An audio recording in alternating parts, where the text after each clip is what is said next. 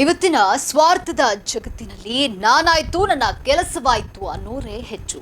ಆದರೆ ಇಲ್ಲೊಬ್ಬ ಮಹಾನುಭಾವರು ದೂರದ ಅಮೆರಿಕಾದಲ್ಲಿದ್ದರೂ ತಾನು ಹುಟ್ಟಿ ಬೆಳೆದ ಊರು ಮತ್ತು ಓದಿದ ಶಾಲೆಯನ್ನ ಮರೆತಿಲ್ಲ. ಅವರೇ ಚಿಕಾಗೋದಲ್ಲಿ ನೆಲೆಸಿರುವ ಡಾಕ್ಟರ್ ಸಚ್ಚಿದಾನಂದ ಮೂರ್ತಿ. ಮೈಸೂರಿನ ಅಳಿವಿನ ಅಂಚಿನಲ್ಲಿದ್ದ ಸರ್ಕಾರಿ ಶಾಲೆಯನ್ನ ಸುಮಾರು 4 ಕೋಟಿ ರೂಪಾಯಿ ವೆಚ್ಚದಲ್ಲಿ ಹೈಟೆಕ್ ಆಗಿ ರೂಪಿಸಿ ಇಂದು ಖಾಸಗಿ ಶಾಲೆಗಳು ನಾಚುವಂತೆ ಮಾಡಿದ್ದಾರೆ.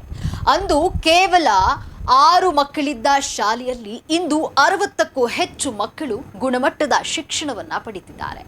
ಮಣ್ಣಿನ ಮಗನ ಈ ಅದ್ಭುತ ಕಾರ್ಯದ ಕಂಪ್ಲೀಟ್ ಸ್ಟೋರಿ ಇಲ್ಲಿದೆ ನೋಡಿ. ಎಸ್, ನಶಿಸಿ ಹೋಗುವ ಹಂತ ತಲುಪಿದ್ದ ತಾನು ಓದಿದ ಸರ್ಕಾರಿ ಶಾಲೆ ಉಳಿಸಲು ದೂರದ ಅಮೆರಿಕಾದಲ್ಲಿ ಉನ್ನತ ಹುದ್ದೆಯಲ್ಲಿರುವ ಇಲ್ಲಿನ ಹಳೆಯ ವಿದ್ಯಾರ್ಥಿಯೊಬ್ಬರು ಮುಂದಾಗಿದ್ದಾರೆ. ಎಸ್, ಅವರೇ ಈ ಸಚ್ಚಿದಾನಂದ ಮೂರ್ತಿ.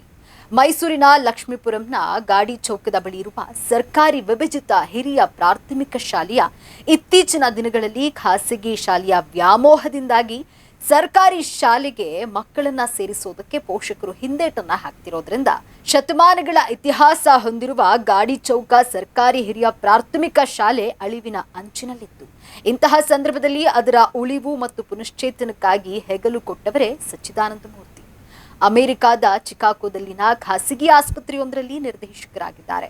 ಇವರು 1958ರಲ್ಲಿ ಇದೇ ಶಾಲೆಯಲ್ಲಿ ಓದಿದ್ರು. ತಾನು ಓದಿದ ಶಾಲೆಯ ಇಂದಿನ ದುಸ್ಥಿತಿಯನ್ನ ಕಂಡು ಮರುಗಿ ಇಡೀ ಶಾಲೆಯ ಚಿತ್ರಣವನ್ನೇ ಬದಲಿಸಿದ್ದಾರೆ. ದೂರದ ಅಮೆರಿಕಾದಲ್ಲಿದ್ದುಕೊಂಡು ಶಾಲೆಯನ್ನ ಅಭಿವೃದ್ಧಿಪಡಿಸಲು ಮತ್ತು ಉನ್ನತೀಕರಿಸಲು ಪಣ ತೊಟ್ಟಿದ್ದಾರೆ. 2016-17ನೇ ಸಂದರ್ಭದಲ್ಲಿ ಕೇವಲ 6 ಮಕ್ಕಳಿದ್ದ ಶಾಲೆ ಈಗ ಸುಮಾರು 60 ಮಕ್ಕಳು ವ್ಯಾಸಂಗ ಮಾಡ್ತಿದ್ದಾರೆ. ಡಾಕ್ಟರ್ ಚಿದಾನಂದ ಮೂರ್ತಿಗಳ ಸಹಾಯ ಹಸ್ತದಿಂದ ಇಡೀ ಶಾಲೆ ಖಾಸಗಿ ಶಾಲೆಯನ್ನು ನಾಚಿಸುವಂತಿದೆ. ಸುಸಜ್ಜಿತವಾದ ಹೈಟೆಕ್ ಶಾಲೆಯನ್ನ ನಿರ್ಮಿಸಿಕೊಟ್ಟಿದ್ದಾರೆ. ಸರ್ಕಾರಿ ಶಾಲೆಯಲ್ಲೂ ಗುಣಮಟ್ಟದ ಶಿಕ್ಷಣ ಸಿಗಬೇಕು. ಸರ್ಕಾರಿ ಶಾಲೆ ಅಂದ್ರೆ ಪೋಷಕರು ಮೂಗು ಮುರಿಯಬಾರದು ಎಂದು ಇಂಗ್ಲಿಷ್ ಮತ್ತು ಕನ್ನಡ ಮಾಧ್ಯಮ ಎರಡರಲ್ಲೂ ಮಕ್ಕಳು ಕಲಿಯಲು ಅವಕಾಶ ಇದೆ. ಡಾಕ್ಟರ್ ಚಿದಾನಂದ ಮೂರ್ತಿರವರು ಸುಮಾರು 4 ಕೋಟಿ ರೂಪಾಯಿಗಳ ವೆಚ್ಚವನ್ನ ಮಾಡಿ ಹೈಟೆಕ್ ಶಾಲೆಯನ್ನ ನಿರ್ಮಿಸಿಕೊಟ್ಟಿದ್ದಾರೆ. ಶಾಲೆಯಲ್ಲಿ ಕಲಿಯುತ್ತಿರುವ ಮಕ್ಕಳಿಗೆ ಗುಣಮಟ್ಟದ ಪಾಠ ಪ್ರವಚನದ ಜೊತೆಗೆ ಕಂಪ್ಯೂಟರ್ ತರಬೇತಿಯನ್ನ ಪ್ರಾರಂಭಿಕ ಹಂತದಿಂದಲೇ ಕಲಿಸಲಾಗ್ತಾ ಇದೆ.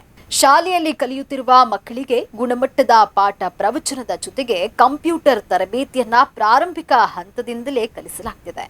ಮಕ್ಕಳ ಕಲಿಕೆಗೆ ಎಲ್ಲಾ ರೀತಿಯ ಪೂರಕ ವ್ಯವಸ್ಥೆಗಳನ್ನ ಕಲ್ಪಿಸಿಕೊಡಲಾಗಿದೆ. ಇದೇ ರೀತಿ ಸರ್ಕಾರಿ ಶಾಲೆಗಳಲ್ಲಿ ಓದಿ ಬೆಳೆದು ದೊಡ್ಡವರಾಗಿ ದೊಡ್ಡ ದೊಡ್ಡ ಹುದ್ದೆಯಲ್ಲಿರುವವರು ಸಹಾಯ ಮಾಡಿದ್ರೆ ಖಾಸಗಿ ಶಾಲೆಗಳಿಗೆ ಸೆಡ್ಡು ಹೊಡೆಯಬಹುದು. ಸಚ್ಚಿದಾನಂದ ಮೂರ್ತಿರವರು ಮಾಡಿದ ಸಹಾಯಕ್ಕೆ ಇಲ್ಲಿನ ಶಿಕ್ಷಕ ವೃಂದ ಮೆಚ್ಚುಗೆಯನ್ನ ವ್ಯಕ್ತಪಡಿಸುತ್ತಿದ್ದಾರೆ. ನಾವೆಂದು ಅವರಿಗೆ ಚಿರಋಣಿಯಾಗಿರ್ತೇವೆ ಎನ್ನುತ್ತಾರೆ.